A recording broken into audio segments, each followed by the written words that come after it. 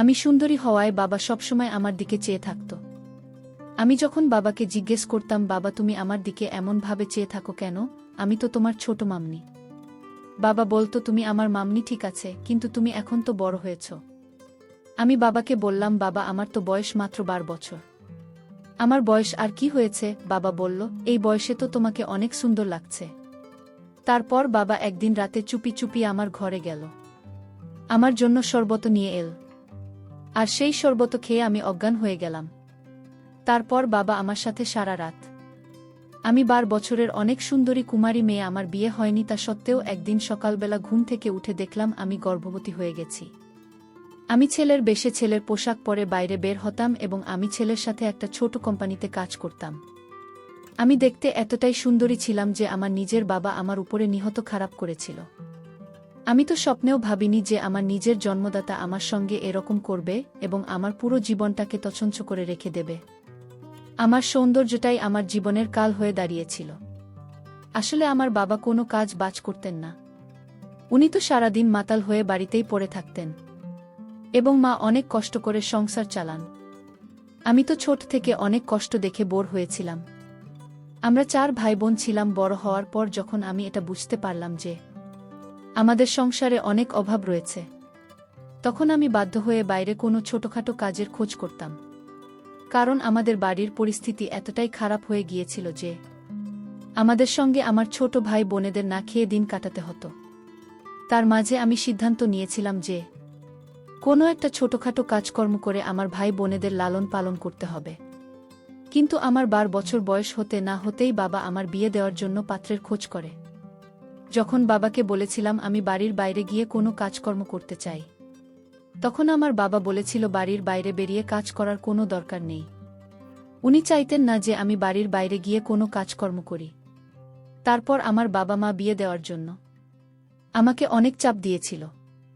বাবা মায়ের কথা শুনে আমি বাধ্য হয়ে বিয়ে করতে রাজি হয়েছিলাম। কিন্তু আমার যে ছেলেটার সঙ্গে বিয়ে হতে চলেছিল, সেই ছেলেটির অনেক টাকার সম্পত্তি ছিল, কিন্তু তার চরিত্র খুব খারাপ ছিল। আসলে ওই ছেলেটির এর আগেও নাকি 2টা বিয়ে হয়েছিল, কিন্তু তার কাছে একটাও স্ত্রী টেকেনি। পরে তার সাথে যখন আমার বিয়ে ঠিক হয় তখন জানতে পেরেছিলাম ছেলেটা নাকি আমাকে দিয়ে একটা চায়ের দোকান চালাবে আর মাঝে মাঝে আমাকে দিয়ে অন্য ব্যবসাও চালাবে। এই জন্যই আমাকে বিয়ে করতে চেয়েছিল। আমি যখন ছেলেটির ব্যাপারে জানতে পেরেছিলাম যে সে তো আমাকে বিয়ে করার পরে আমাকে দিয়ে খারাপ কাজ করাবে, তাই আমি এই কথাগুলো বাবা ও মাকে বলেছিলাম। কিন্তু বাবা ও মায়ের কথা শোনার পরে আমার কলিজাটা কেঁপে উঠেছিল। কারণ আমার বাবা মা সব কিছু জানার পরেও আমার বিয়ে ওই চরিত্রহীন ছেলেটির সঙ্গে দিতে চেয়েছিল। কারণ ওই ছেলেটি আমার বাবাকে বলেছিল প্রত্যেক মাসে নাকি তাদের সংসারের খরচ দেবে, এবং টাকার লোভে বাবা মা আমার বিয়ে একটা চরিত্রহীন লোকের সঙ্গে দিতে চেয়েছিল। আমি যখন এই বিয়েতে বাধা দেওয়ার চেষ্টা করেছিলাম, তখন আমার মা পার্সোনালভাবে আমাকে বলেছিল, তুমি কি আমাদের ব্যাপারে ভাবিস না? তোর কি আমাদের উপরে দয়া মায়া নেই? হ্যাঁ, আমরা তো সব কিছু জানার পরেও এই বিয়েতে রাজি আছি। কারণ এই ছেলেটার সঙ্গে তোর বিয়ে হলে আমরা সবাই উদ্ধার হয়ে যাব। আমাদের আর না খেয়ে মরতে হবে না, তো ছোট ছোট ভাই বোনেরা দুমুঠো খাবার পাবে। আর তো কেউ বাইরে গিয়ে কাজ করতে হবে না। মায়ের কথাবার্তা শুনে তো আমি অনেক বেশি আশ্চর্য হয়েছিলাম। কারণ মায়ের কাছেও আমার মান সম্মানের কোনো দাম ছিল না। আমার মা ও নিজেদের স্বার্থের কথা ভেবেছিল। ওদিকে যে ছেলেটার সঙ্গে আমার বিয়ে হওয়ার কথা ছিল, সেই ছেলেটি তো জেনে শুনে আমাকে পছন্দ করেছিল। কারণ আমরা গরিব ছিলাম এবং ছেলেটি খুব ভালোভাবেই জানত আমার বাবা মা বাধ্য হয়ে আমার বিয়ে দিতে রাজি হবেন এবং বিয়ের পরে আমার আর কিছুই করার থাকবে না। ওদিকে ওই ছেলেটির আগে যে মেয়ে দুটির সঙ্গে বিয়ে হয়েছিল, তারা কিন্তু ভালো ঘরের মেয়ে ছিল। তাই তারা ছেলেটির কথায় রাজি হয়নি এবং তারা ওই ছেলেটির সঙ্গে সম্পর্ক ভেঙে বাবার বাড়ি চলে যায়। আমার বাবা মাকে সব কিছু বলার পরেও যখন তারা আমার কোনো কথা শুনতে রাজি হয়নি, তখন আমি বাধ্য হয়ে বাড়ি থেকে পালিয়ে গিয়েছিলাম। কারণ আমি গরিব হলেও আমার কাছে মান সম্মানটা আগে এবং আমি কখনোই নিজেকে বিক্রি করে টাকা ইনকাম করার কথা ভাবিনি। বাড়ি থেকে পালিয়ে যাওয়ার পরে আমি অনেক কষ্ট করে ছোটখাটো কাজ পেয়েছিলাম। সেখানে আমি ছেলের ভেসে যেতাম এবং তখনও কেউ বুঝতে পারেনি যে আমি ছেলে নয়, একজন মেয়ে ছিলাম। তাও আমি এতটাই সুন্দর ছিলাম যে ছেলের ভেসেও যখন আমি রাস্তায় বের হতাম তখন সবাই আমাকে ঘুরে ঘুরে দেখতে। বাড়ি থেকে পালিয়ে যাওয়ার কয়েক মাস বাদে আমি বাবা মায়ের সঙ্গে দেখা করেছিলাম এবং সেখান থেকেও আমার ডিউটিতে যাওয়া আসা করতাম। তার আগে কিন্তু আমি একটা ভাড়া বাড়িতে থাকতাম এবং যে ঘরে আমি ভাড়া থাকতাম সেখানে আমরা 5 জন ছিলাম এবং তারা সবাই ছেলে ছিল। ছেলের মাঝে আমি ছেলের ভেসে থাকতাম। কেউ জানতেও পারেনি যে আমি একজন মেয়ে ছিলাম। আসলে আমি এতটাই সুন্দর ছিলাম যে মেয়ে সেজে বাইরে গিয়ে কোম্পানির কাজ করা আমার জন্য ঠিক ছিল না। তাই আমাকে বাধ্য হয়ে ছেলে সেজে বাড়ির বাইরে বেরিয়ে কাজ করতে হয়েছিল। এর আগে আমি যখন বাড়ি থেকে বেরোতাম তখন কিন্তু বেশিরভাগ লোকে আমাকে অনেক রকম কথা বলতো। আমার সৌন্দর্যটাই জীবনের কাল হয়ে দাঁড়িয়েছিল। এমনকি আমাকে বাড়ি থেকে বেরোতেও ভয় লাগত, কারণ বেশিরভাগ মানুষ এরাই আমাকে খুব খারাপ চোখে দেখত। তখন কিন্তু আমার বাড়ি থেকে বেরোতে খুব ভয় লাগত। তাই আমাকে বাধ্য হয়েছেন এসেছে বাড়ি থেকে বেরোতে হতো যাতে কোনো লোকের খারাপ নজর আমার উপরে না পড়ে। তারপর আমি যখন ছেলের সঙ্গে ওই ঘরে ভাড়া থাকতাম তখন কিন্তু ওই ছেলেরাও নিজেদের কাজে সারাদিন ব্যস্ত থাকত।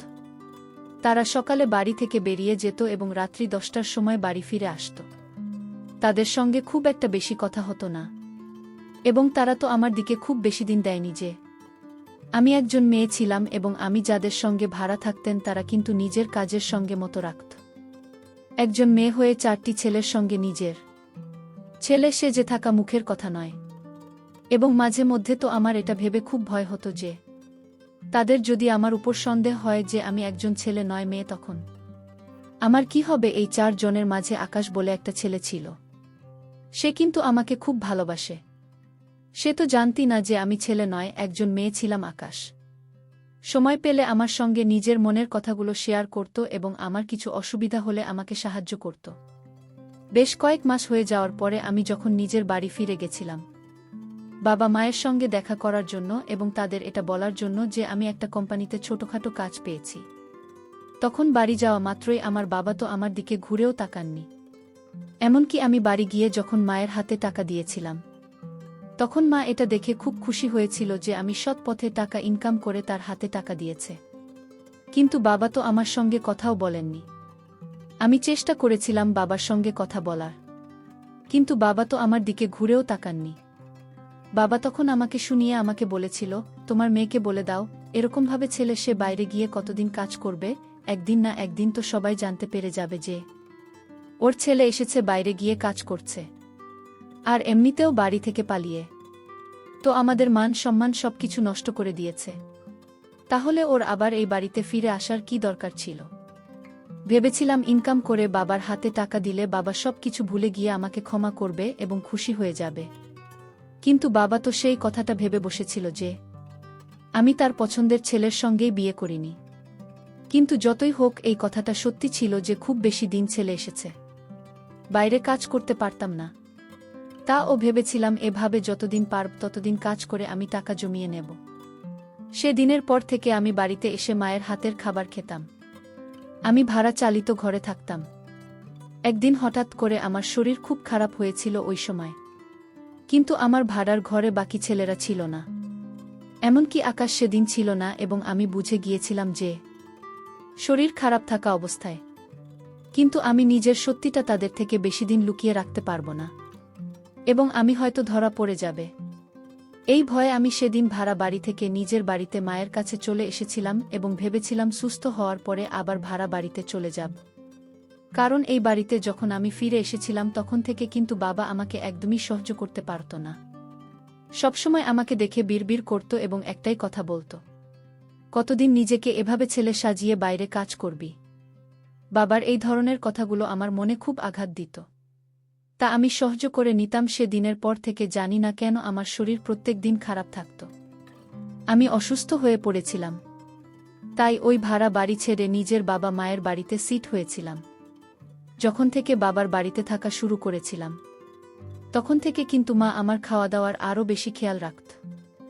আসলে মা খুব ভালোভাবেই জানত আমি খুব কষ্ট করে টাকা ইনকাম করে সংসারে খরচ করতাম এবং সেই টাকা আমি মায়ের হাতে তুলে দিতাম। তাই মা আমাকে সবসময় একটা কথা বলতো, এত কষ্ট করে বাইরে গিয়ে টাকা ইনকাম করছিস, নিজের সব আশা ও স্বপ্ন সব কিছু ত্যাগ করে আমাদের কথা ভেবে আসছি। মনে সাহস করে ছেলে সে যে বাইরে গিয়ে কাজ করিস, তাই তুই নিজের শরীরের বিশেষ খেয়াল রাখি, খাওয়া দাওয়া ঠিকঠাক করবি। শুধু তাই নয়, আমি যেহেতু বাজার করার সময় পেতাম না, তাই মা নিজে বাজার থেকে প্রত্যেক দিন আমার জন্য ফলমূল কিনে নিয়ে আসব, যাতে আমার শরীরের বিশেষ খেয়াল রাখতে পারে। ওদিকে যখনই আমি ডিউটি করে বাড়ি ফিরে আসতাম, তখনই আমার বাবা বলতো, ওর জন্য আমাদের কত বদনামি হয়েছে। তুই যখন এই বাড়ি ছেড়ে চলে গেছিস তখন পাড়ার লোকে কত কথা বলেছে যে তুই নাকি কোনো ছেলের সঙ্গে পালিয়ে গেছিস। তোর কি দরকার ছিল ছেলে সে যে বাইরে কাজ করার, তুই তো ওই ছেলেটার সঙ্গে বিয়ে করতে পারতিস। তার সঙ্গে বিয়ে করলে আজ তোকে বাইরে গিয়ে ছেলে সেজে কাজ করতে হতো না। আমি অনেক চেষ্টা করেছিলাম বাবাকে এটা বোঝানোর চেয়ে আমাকে দিয়ে ব্যবসা করার থেকে সৎপথে কম টাকা ইনকাম করা অনেক ভালো, কিন্তু আমার বাবা তো এত স্বার্থপর মানুষ ছিল যে সবসময় নিজের কথাটাই ভাবছ। এদিকে জানি না কেন বাড়িতে এসে খাবার খাওয়ার পরে কিন্তু আমার শরীর খুব খারাপ করত। দিন দিন আমার শরীর এত খারাপ হতে শুরু করেছিল যে বাধ্য হয়ে আমাকে ডাক্তারের কাছে যাওয়ার কথা ভাবতে হয়েছিল। প্রথমে যখন আমার শরীর খারাপ করত তখন ভেবেছিলাম কিছুদিনের মধ্যে নিজে থেকে সব কিছু ঠিক হয়ে যাবে, কিন্তু দিন দিন আমার শরীর এতটাই খারাপ হতে শুরু হয় যে কোনো খাবার খাওয়ার পরে আমার বমি হয়ে যেত, এবং খাবার খাওয়ার পরে মনে হতো আমার পেটের ভিতর জ্বালা করছে। ওদিকে আকাশ ফোন করে জিজ্ঞেস করেছিল আমি কেন হঠাৎ করে ভাড়া বাড়ি ছেড়ে দিয়েছি। আমি তখন আকাশকে বলেছিলাম যে আমি একটু অসুস্থ আছি, সুস্থ হওয়ার পরে আবার ভাড়া বাড়িতে যাব আকাশ। কিন্তু তখনও জানত না যে আমি ছেলে একটা মেয়ে। আকাশকে যখন বলেছিলাম যে আমার শরীর একটু খারাপ আছে, তখন সে কিন্তু প্রত্যেক দিন আমাকে ফোন করে আমার কথা জিজ্ঞেস করত। সেদিন আমি আকাশকে বলেছিলাম যে প্রত্যেক দিন খাবার খাওয়ার পরে কিন্তু আমার শরীর আরও বেশি খারাপ করতে শুরু করে, এমনকি আমার গলা ও পেটের ভিতর জ্বালা করে।